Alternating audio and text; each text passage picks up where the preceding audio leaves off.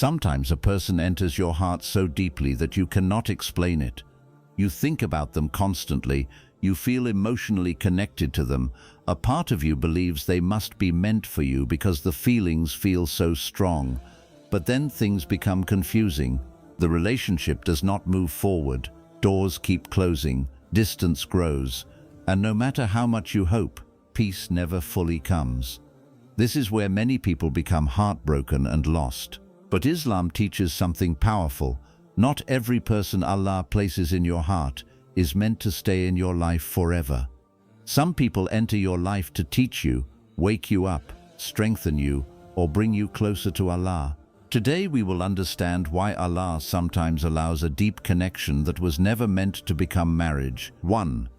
Some people enter your life to teach you, not to stay. One of the most important frameworks for understanding human connection in a way that does not leave you permanently confused or wounded is the recognition that relationships have different purposes and that permanence is only one of those purposes and not always the most important one. A person can enter your life and change it profoundly without being destined to remain in it. A connection can be real, meaningful, and divinely allowed without being the beginning of a permanent chapter. Some people are sent to your life not as destinations but as teachers, and the teaching they offer is genuine and significant even when, or perhaps especially when, it arrives wrapped in something that also hurts. What do these teachers teach? The lessons vary, and they tend to be specific to what the person most needs at that point in their life. Sometimes a person enters your life and shows you, through the quality of the connection, what genuine emotional intimacy feels like, and in doing so raises the standard of what you will accept going forward. Sometimes they expose a wound you had been carrying without knowing it, a pattern of attachment, a fear of being alone, a habit of overgiving, and bring it to the surface where it can finally be seen and addressed. Sometimes they reveal a quality in yourself that you did not know was there, a capacity for depth, for loyalty, for love, that you needed to discover. All of this teaching is real, and all of it has value that persists long after the person is gone. The difficulty with this framework is that it is much easier to appreciate in hindsight than in the middle of the experience, while you are in it. While the connection is alive and the feelings are present and the hope is still active, it is very hard to hold the thought that this person might be a teacher rather than a destination.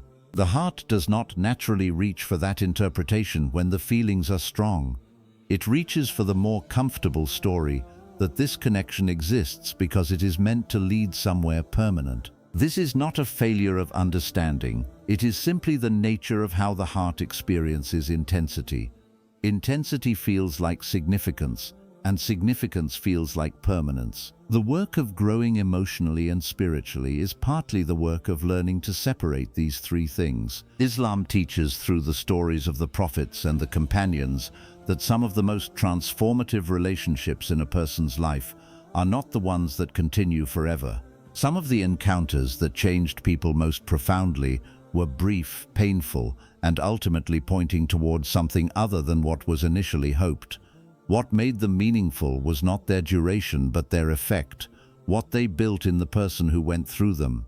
The woman who emerges from a significant connection with a clearer sense of her own worth, a deeper understanding of what genuine peace feels like, and a stronger relationship with Allah, has received something of lasting value, regardless of what the connection did or did not become. It also helps to understand that a person can genuinely love someone, can feel real, deep, sincere feeling for them, and still not be meant to build a life with them. These two things are not contradictory in the Islamic worldview. What you felt was real. What it was teaching you was real. What it could not become, for reasons of compatibility, of timing, of Allah's decree, is also real. Holding all three of these truths at the same time is difficult, but it is more honest than collapsing them into one story. The feeling does not have to be a mistake for the connection to have been something other than a marriage. It can be exactly what it was, a genuine encounter with a real person, sent by Allah for a purpose, and then returned to Allah when the purpose was complete. The most healing question to sit with, when a connection has not led where you hoped, is not "why did this happen to me," but "what did this bring me? What do I understand about myself now that I did not understand before this person entered my life? What in me was awoken, challenged, revealed, or healed through this experience? What did I learn about what I genuinely need as opposed to what I thought I wanted?" These questions redirect the attention from the loss, from what the connection did not become, toward the gift embedded within it. And when you can find the gift honestly, the loss does not disappear, but it finds its proper place. It becomes part of a story of growth, rather than simply a story of what was taken from you. 2. Emotional attachment does not always mean destiny. One of the most common and most painful misunderstandings about strong feeling is the belief that intensity is proof. That if what you feel is this deep, this persistent, this unlike what you have felt before, then surely it must be pointing towards something real and destined. The heart, in the grip of genuine attachment, makes this argument very convincingly. It presents the strength of the feeling as evidence of the significance of the connection, and the significance of the connection as evidence of its divine intention. And because the feeling is real, the argument feels sound. But intensity is not the same as truth, and attachment is not the same as alignment. The heart can feel deeply for something that is not right for it, and feel it sincerely, genuinely, and without any deception involved. Emotions are real, but they are not reliable navigators of what is genuinely best for us. They are responsive rather than prescient. They respond to what is present and familiar and stimulating, not necessarily to what is wise and good and sustainable. This is why Islam does not leave the heart to navigate major life decisions alone. The framework of seeking clarity through istikhara, through the guidance of trusted people of wisdom, through the evaluation of halal direction and genuine compatibility, all of this exists precisely because the heart alone, however sincere its feeling, is not equipped to see everything that needs to be seen when making a decision as significant as marriage. The heart's feeling is part of the picture. It is not the whole picture. The Quran is remarkably honest about the unreliability of the heart's attractions when left ungoverned. It acknowledges that human beings are drawn to what they desire, and it consistently places wisdom, reflection, and the seeking of Allah's guidance as the necessary companions of any significant decision. This is not because desire is wrong or feeling is bad. It is because desire on its own cannot see what wisdom sees. The person who feels intensely for someone who is not right for them is not experiencing a false feeling. They are experiencing a real feeling that is leading them towards something their heart wants, but that their deeper well-being does not need. And learning to recognize this difference, to feel something fully while also evaluating it wisely, is one of the most important skills of emotional and spiritual maturity. Peace is one of the most reliable indicators of genuine rightness in a relationship, and it is almost entirely absent from the kind of connection we are describing. The connection that is characterized by constant confusion, by hope alternating with despair, by emotional highs followed by the exhaustion of uncertainty, by the persistent absence of a clear and halal path forward. This is not the signature of what Allah has written for you.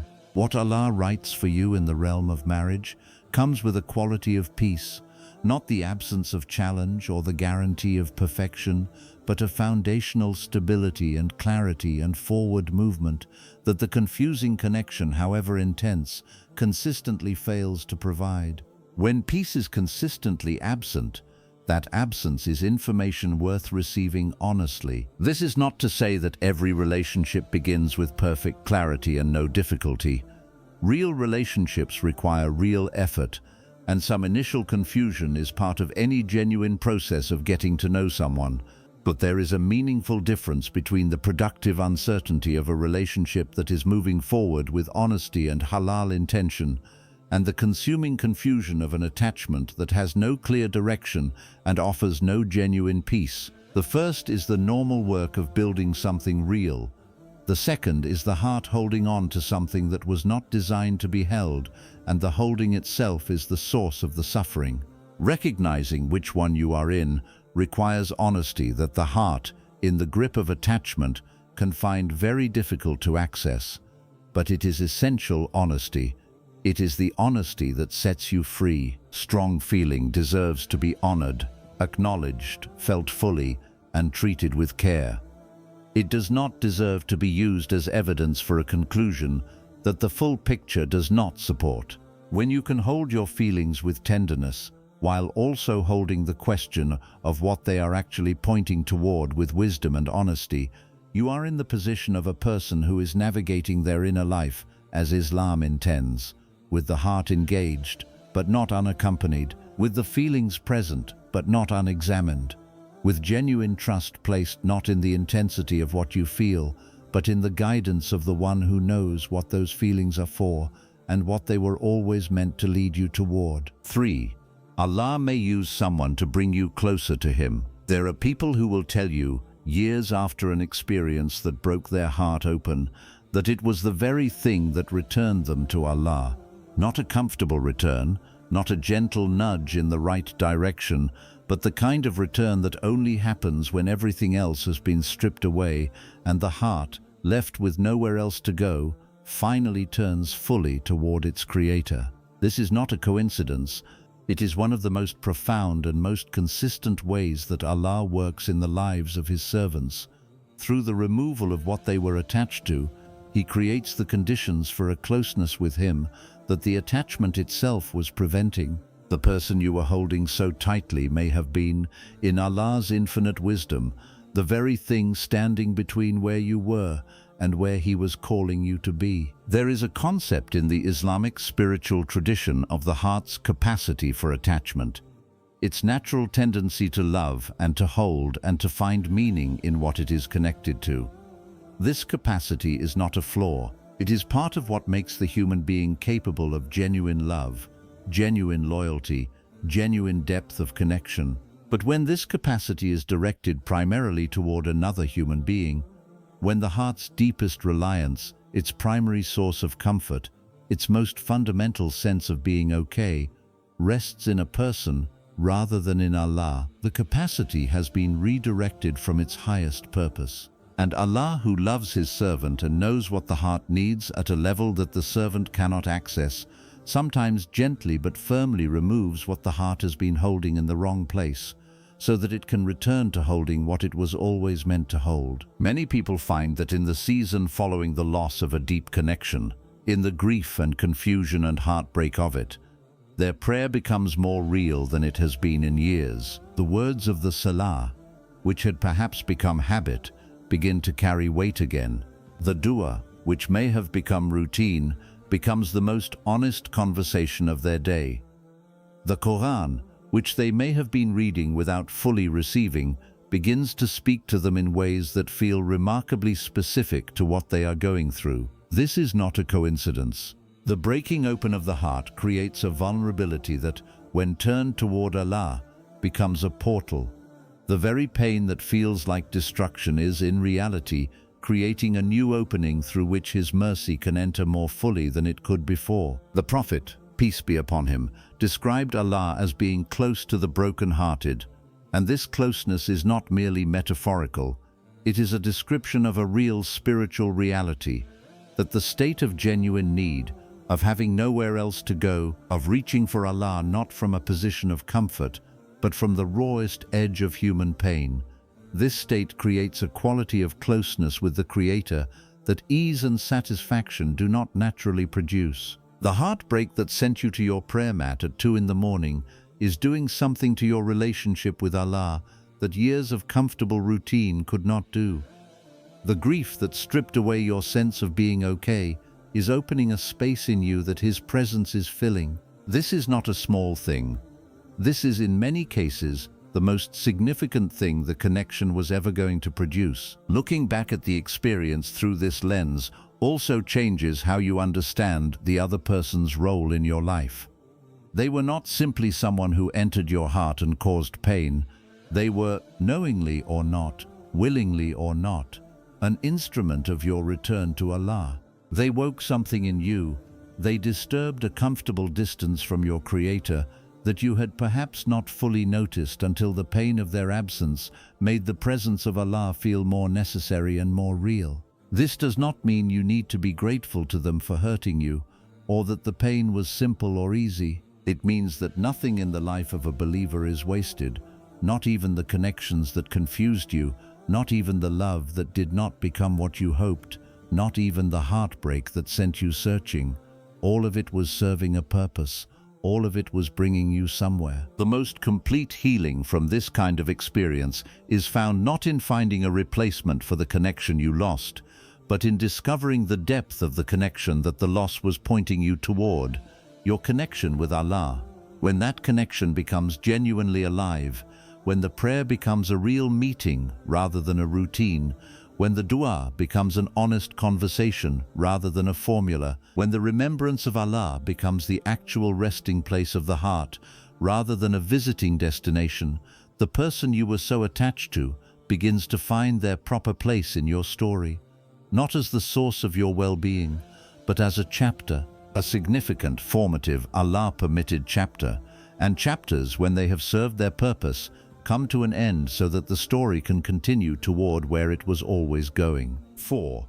You were meant to learn self-worth through the experience. One of the most important things that certain connections reveal about us is the condition of our relationship with ourselves. When you are genuinely secure in your own worth, when your sense of being valuable does not depend on whether a specific person chooses you, you relate to potential relationships from a very different place than when that security is absent. You are able to engage with honesty and openness without the desperate undercurrent of needing the connection to succeed in order to feel okay about yourself.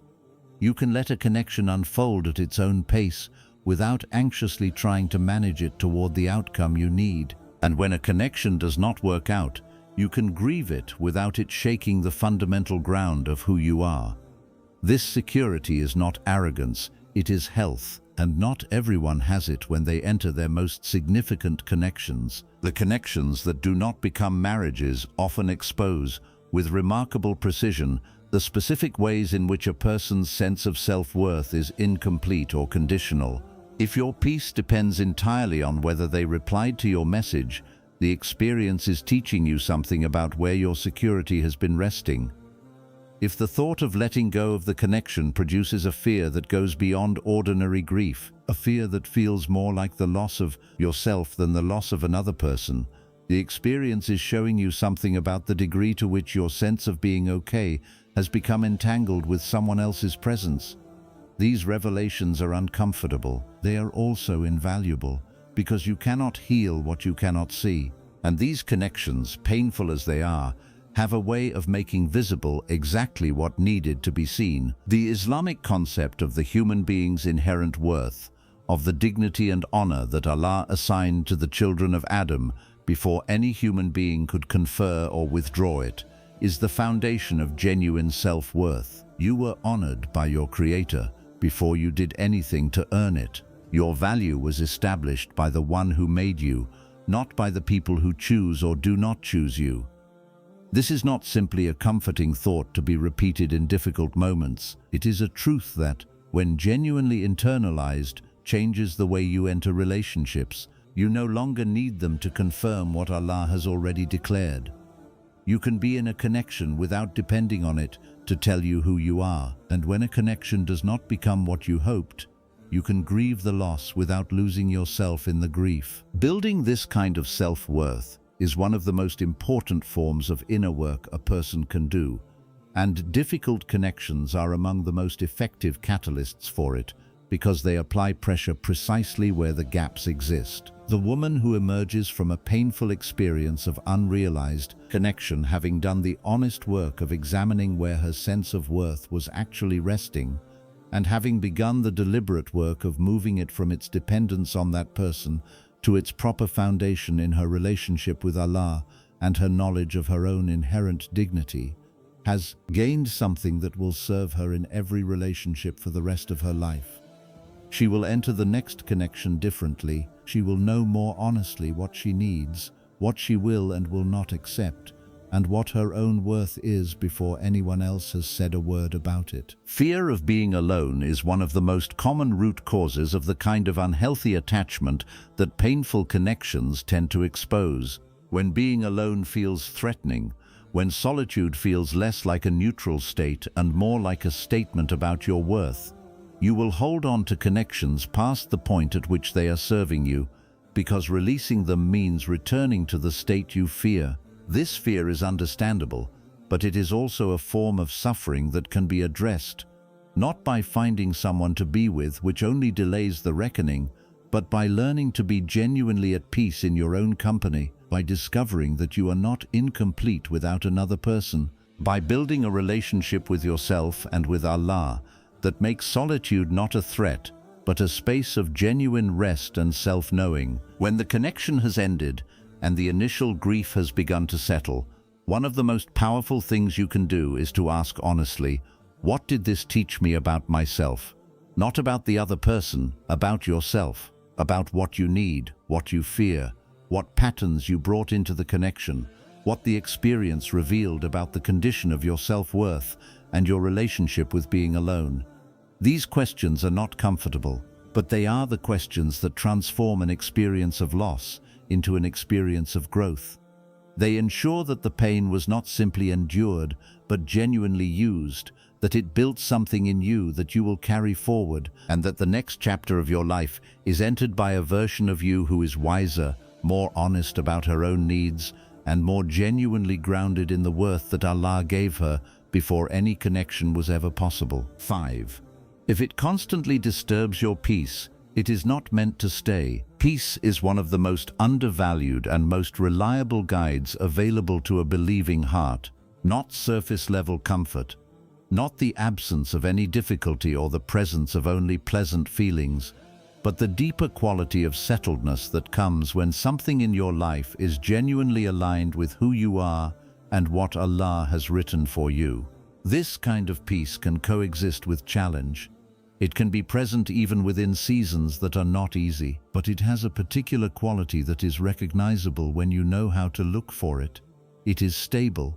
It does not disappear every time a small thing changes. It does not require constant maintenance.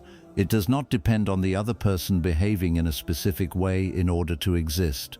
It is, in its deepest form, the peace that Allah promises to those whose hearts rest in His remembrance. The connection that is characterized by constant disturbance of your peace is telling you something important. Every time you feel genuinely settled, and then something small happens, a message not sent, a word said differently than expected, an interaction that did not go as hoped, and that settledness collapses immediately, your heart is revealing the fragility of its ground in this connection. Every time you find yourself cycling between hope and despair, between the warmth of closeness and the coldness of distance, between feeling secure and feeling anxious, without the cycle ever really resolving, you are experiencing what it feels like to be attached to something that your peace cannot actually rest on. Not because the person is bad, not necessarily because the feeling is wrong, but because this connection, in its current form and direction, does not provide the stable ground that genuine peace requires. The Quran tells us that what is with Allah endures while what is worldly passes away. This principle applies to the experience of connection as well.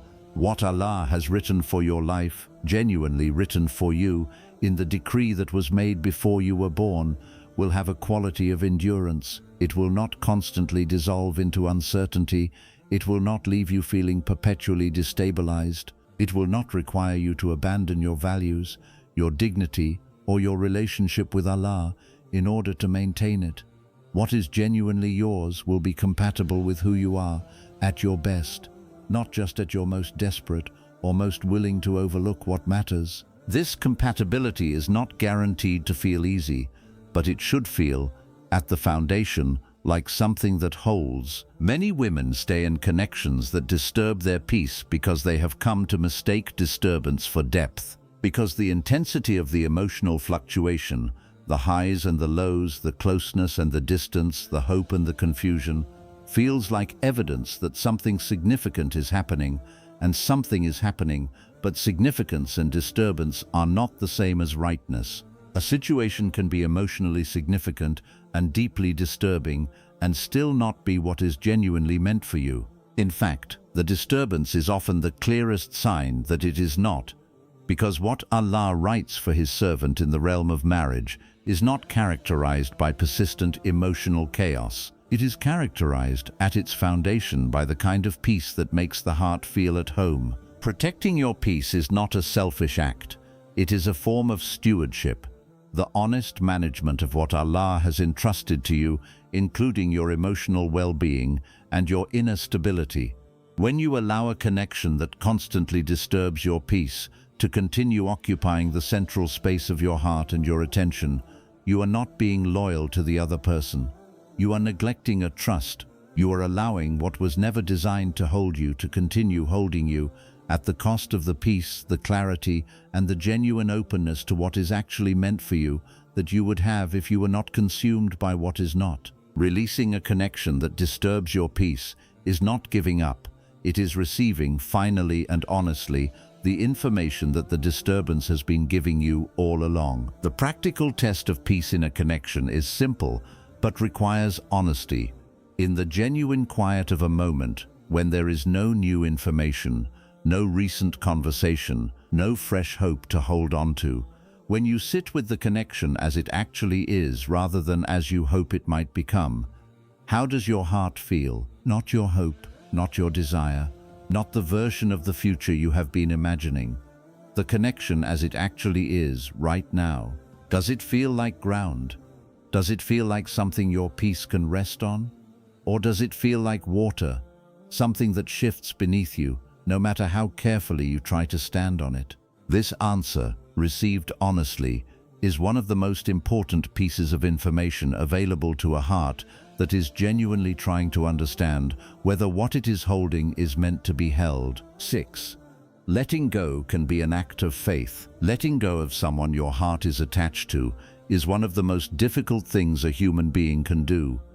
It is made more difficult when the heart does not want to let go, when the feeling is still present, when hope is still alive even if peace is not.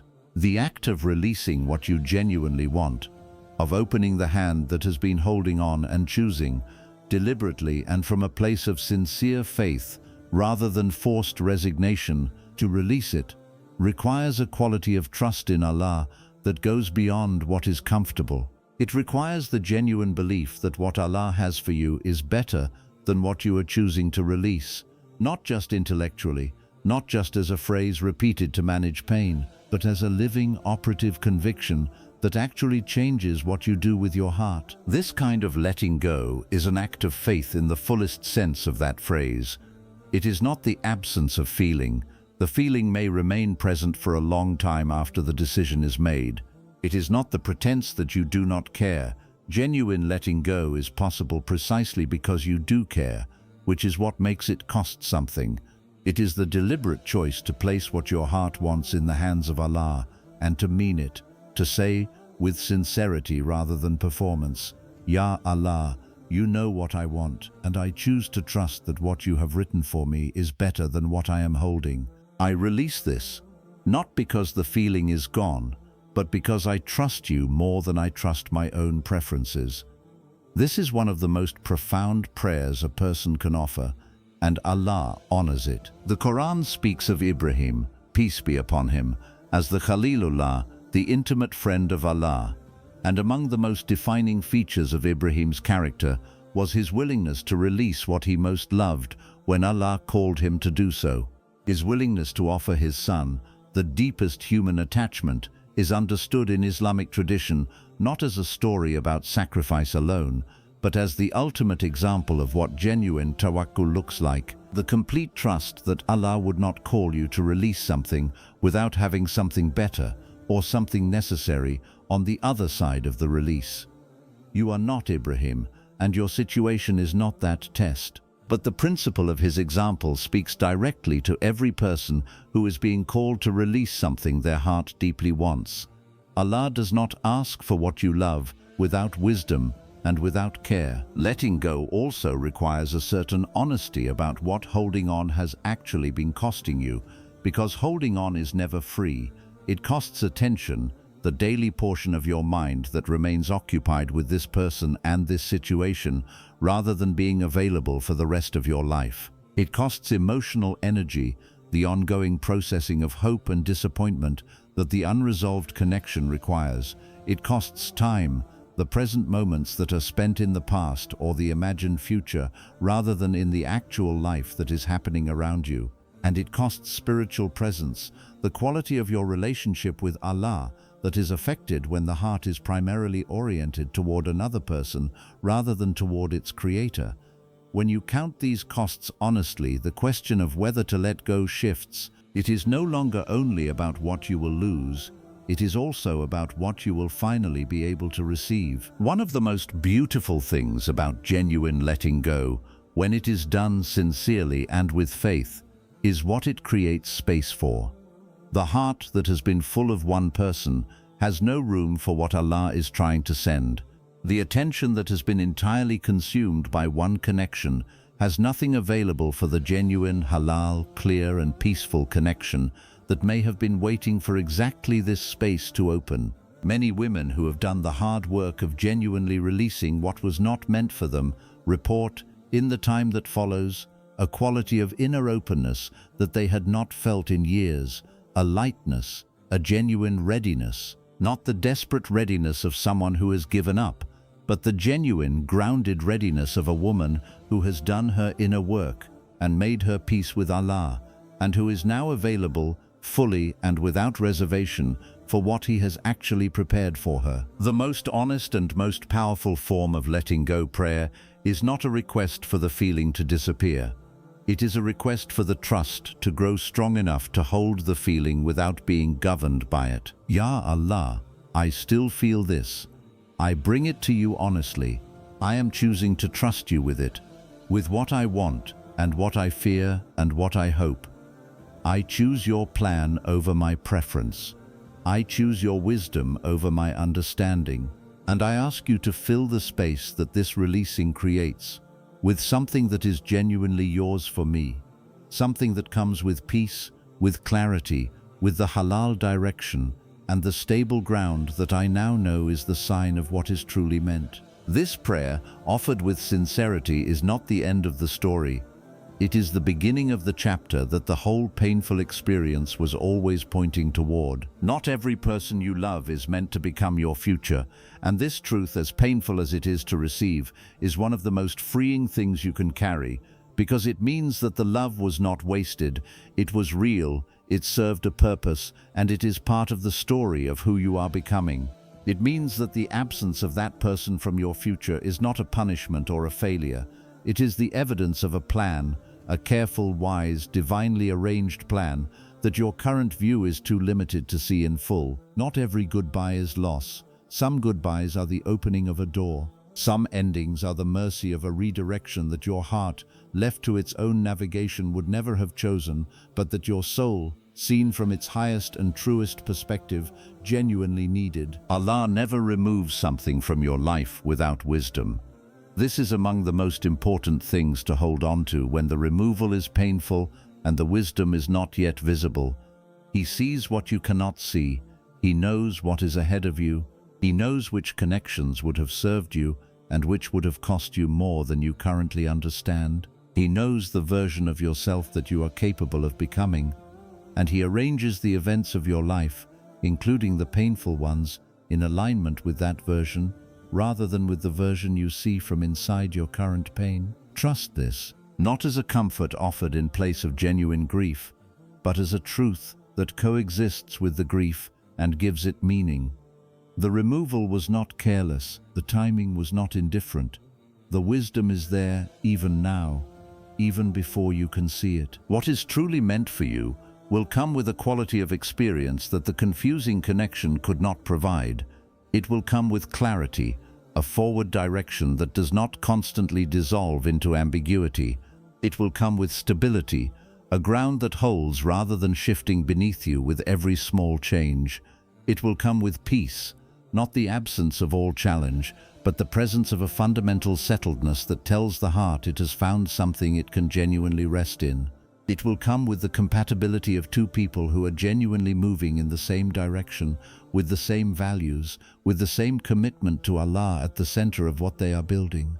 And it will come at the right time, when you have become, through everything the harder seasons built in you, the woman who is genuinely ready to receive it with gratitude, with wisdom, and with the full and open heart that letting go finally made possible. But perhaps you hate a thing, and it is good for you, and perhaps you love a thing, and it is bad for you, and Allah knows, while you know not. Quran 20:16. May Allah heal every heart that is carrying the weight of a connection that did not become what it hoped. May He show you, in His own time and with His own mercy, the wisdom that was always behind what hurt you.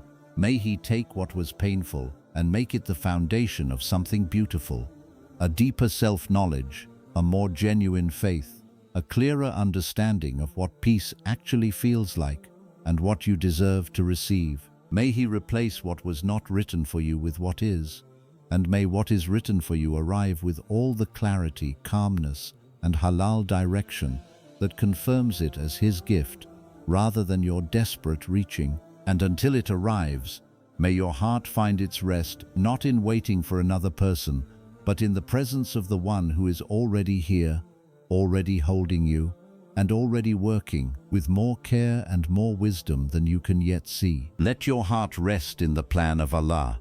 It is the safest place it has ever been.